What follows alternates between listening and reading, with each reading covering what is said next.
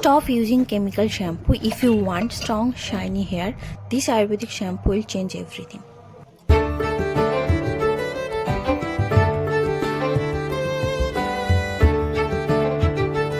ভিডিওটা সেভ করুন আর যাদের চুল পড়ার সমস্যা আছে তাদের সাথে শেয়ার করুন। Today I am making 100% natural Ayurvedic shampoo.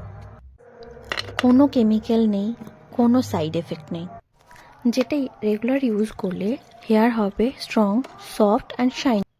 ভৃংরাজ, reetha, shikakai, amla, hibiscus, rosemaries and methi.